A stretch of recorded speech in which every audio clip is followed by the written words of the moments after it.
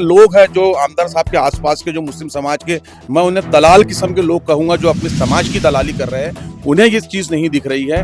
मगर आज उत्तर नागपुर का जो आम मुसलमान है, आम बौद्ध समाज का जो लोग है, वो इस कारीगरी को समझ चुका है। साहब औरंगाबाद एक इतिहास रचने जा रहा है और उसका हिस्सा बनने के लिए मैं यहाँ आया हूँ। आज उत्तर नागपुर का माहौल देख के मुझे ऐसा लगता है कि शायद जो 2019 के अंदर में औरंगाबाद ने जो एक इतिहास रचा था, वो इतिहास उत्तर नागपुर रचने जा रहा है। जिन लोगों को मुस्लिम समाज ने भर भर कर वोट दिया, वो पूरे कोरोना काल में गायब थे, वो सीए एनआरसी आंदोलन में गायब थे, वो चाहे ट्रिपल तलाक का मसला हो वहाँ गायब थे। मुस्लिम समाज ने उन्हें वोट दिया था और किस आशा से वोट दिया था कि वो चाहते थे कि हम इन्हें वोट दे, इन्हें जिताए, ताकि ये हमारी आवाज़ को, हमारे हुकूक को हाउस में उठाए या जहाँ पे भी अपनी पार्टी के प्लेटफॉर्म पे जाके उठाए, मगर वो उसमें नाकामयाब रहे। तो यही आज मुस्लिम समाज को समझ में आई है और मुस्लिम समाज मुत्तहिद हो रहा है और मुझे उम्मीद है कि आने वाले समय में मुस्लिम समाज कांग्रेस को उसकी औकात जरूर दिखाएंगे इंशाअल्लाह। हमारे साथ में शाहिद रंगूनवाला हमारे साथ मौजूद है और एमआईएम के सीनियर मेंबर, सीनियर पदाधिकारी वकार साहब भी हमारे साथ मौजूद है और फाउंडर मेंबर्स में से ये सब, और इन्हीं के साथ जाकिर साहब भी हमारे साथ मौजूद है। हम तीनों का स्वागत करते हैं। बहुत शुक्रिया। ऑल इंडिया मजलिस इत्तेहादुल मुस्लिमीन से मुसलमानों को जो मोहब्बत है, उस मोहब्बत और वोटर्स में कन्वर्ट करने का जो मसला है, उस पर कुछ रोशनी डालिए और उत्तर नागपुर में मुसलमान क्यों एमआईएम से जुड़े और मजलिस इत्तेहादुल मुस्लिमीन के कैंडिडेट को वोट करें, उस पर कुछ रोशनी डालिए। नहीं, जैसे आपने कहा कि मजलिस इत्तेहादुल मुस्लिमीन जैसी दूसरी पॉलिटिकल पार्टी है, उसी तरीके से हमारी भी एक पॉलिटिकल पार्टी है और हम मुसलसल महाराष्ट्र के अंदर में लोगों के बीच में जाकर मुस्लिम लीडरशिप को डेवलप करने का हम जो काम कर रहे हैं, क्योंकि आपने देखा होंगे आज से पहले आज़ादी के 70 साल आज हो गए, मगर आज भी मुस्लिम समाज हो, दलित समाज हो, हमारा ओबीसी समाज हो, पिछड़ा समाज हो, छोटी छोटी ज़रूरतों के लिए आज ये जो बड़े बड़े नेता, जिन लोगों को हमने हमारे वोट देकर नेता बनाया है, वो लोग जिस तरीके से हमारा शोषण कर रहे हैं, मैं शोषण का वर्ड यूज़ करूँगा, शोषण कर रहे हैं, हमारे वोट लेकर हमसे हमारे वोट लिए जा रहे हैं और उन वोटों को लिया के साथ में वो ऐवानों में जीत के जा रहे हैं। जीत के जाने के बाद में दल बदल कर रहे हैं, इधर से उधर जा रहे हैं। हम जिसको मैंडेट दे रहे हैं, हम सेकुलर समझ के मैंडेट दे रहे हैं, वो पार्टी छोड़ के बीजेपी में चले जा रहा है, बीजेपी वाला शिवसेना में चला जा रहा है, शिवसेना वाला राष्ट्रवादी में जा रहा है। तो ये सब लोग जो है, लोगों को बीच में ये सब माहौल है और मजलिस इत्तेहादुल मुस्लिमीन ये कह रही है कि भाई आप अपनी लीडरशिप को डेवलप करो, अपनी क़यादत को मजबूत करो, क्योंकि हम ही लोगों ने उन लोगों को नेता बनाया है। आज वक्त की ज़रूरत है हमको खुद को नेता बनने की और अपने कौम को, अपने समाज को सपोर्ट करने की, ताकि वो उनकी आवाज़ जाके वहाँ बने। क्योंकि मुस्लिम समाज में जनरली क्या होता है, आप जो एरिया है उसमें जाके देखते होंगे, मैं खाली नागपुर की या उत्तर नागपुर की बात नहीं करूँ, मेरे पूरे हिंदुस्तान की बात करता हूँ कि जितने भी मुस्लिम इलाके हैं वहाँ पे देखे होंगे आपने, रात के समय में टपरियों के ऊपर में, चाय की दुकानों के ऊपर में लोग चर्चा करते हैं, राजनीति की बात करते हैं। वो यही कहते हैं कि आज समाज की ये हालात हो गए, समाज के साथ में ये हो रहा है, ये हो रहा है, ये हो रहा है, मगर उसको बदला कैसा जाए उसके ऊपर में कोई चर्चा नहीं, सोल्यूशन के ऊपर में कोई चर्चा नहीं होती है, प्रॉब्लम पे चर्चा होती है। तो मजलिस इत्तेहादुल मुस्लिमीन लोगों के बीच में जाके यही कह रही है कि हम प्रॉब्लम पे डिस्कशन कर रहे हैं, हमें सोल्यूशन पे आना है। और उसका सोल्यूशन क्या है?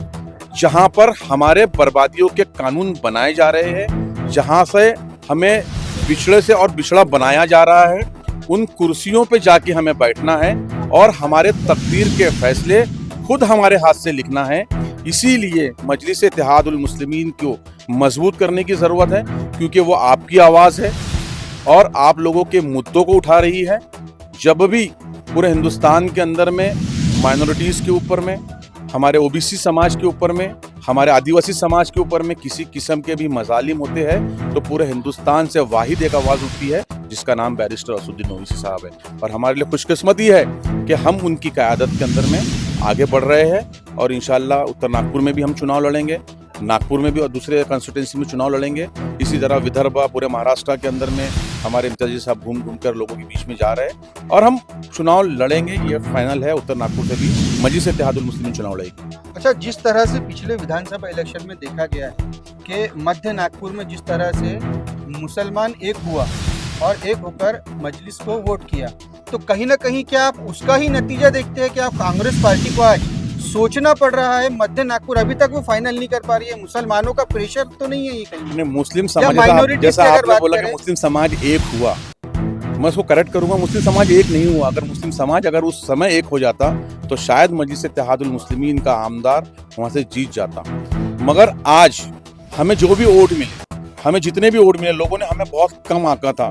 कोई हमें 1000 बोल रहा था, कोई 1500 बोल रहा था, कोई 2000 बोल रहा था, मगर हमने वहां पर 8,500-9 हज़ार वोट लेकर ये बता दिया कि हम में दम है और हम आने वाले समय में आप लोगों की क़यादत करने के लिए तैयार है।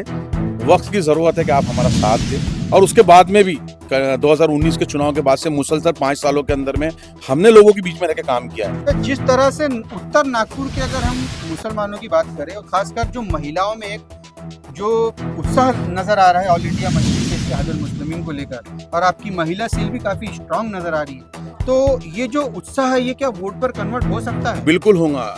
मैं आपको बता रहा हूँ कि इस बार उत्तर नागपुर का माहौल बहुत अलग है। जैसे 2019 के अंदर में हमने औरंगाबाद चुनाव के समय मैंने खुद इम्तियाज़ जलील साहब को कहा था कि साहब औरंगाबाद एक इतिहास रचने जा रहा है और उसका हिस्सा बनने के लिए मैं यहाँ आया हूँ। आज उत्तर नागपुर का माहौल देख के मुझे ऐसा लगता है कि शायद जो 2019 के अंदर में औरंगाबाद ने जो एक इतिहास रचा था, वो इतिहास उत्तर नागपुर रचने जा रहा है। क्योंकि आज उत्तर नागपुर के जो हालात है, जो मुस्लिम समाज के साथ में यहाँ के आमदारों का जो रवैया रहा है, जो उनके बोल बच्चन रहे हैं और जो एक उनकी लॉलीपॉप पॉलिसी जो रही है, राजनीतियाँ रही है, ये समाज को समझ में आ रही है। पिछले दिनों आपने देखा होगा कि एक मुस्लिम कल्चर सेंटर का जो एक इनॉग्रेशन हुआ और वो जो अभी तैयार ही नहीं हुआ, उसका इनॉग्रेशन किया गया। उसके बाद में कुछ दिनों के बाद में पेपर के अंदर में यही सुनने आया कि भाई उसका तो अभी तक ऑफिशियली अनाउंसमेंट नहीं हुआ, आपने उसका उद्घाटन किस तरह से कर दिया। उसके बाद में उत्तर नागपुर के अंदर में एक ईदगाह का मसला था जो आमदार साहब ने बहुत जोर शोर से उठाया। आज गवर्नमेंट कहती है कि वो ज़मीन हमने उनको अलॉटमेंट ही नहीं करी। तो एक मुस्लिम समाज को जो छलने का जो काम किया जा रहा है, वो सिर्फ मुस्लिम बताना चाह रहे हैं कि हम मुस्लिम समाज के लिए काम कर रहे हैं। मैं कहता हूं अगर आपको मुस्लिम समाज को अगर कुछ चीज़ देना है तो आप साफ सुथरी क्यों चीज़ नहीं देते, क्यों उन्हें विवादित चीज़ें दी जा रही है ताकि उसको और विवादित बनाया जाए। और 2024 के चुनाव के अंदर में इंशाअल्लाह आप देखना, ये पूरे लोग मुत्तहिद होकर मजलिस इत्तेहादुल मुस्लिमीन साथ में खड़े रहेंगे और ये आमदार को इसकी जगह ज़रूर दिखाएंगे। चलिए, बहुत शुक्रिया हमारे साथ बात करने के लिए।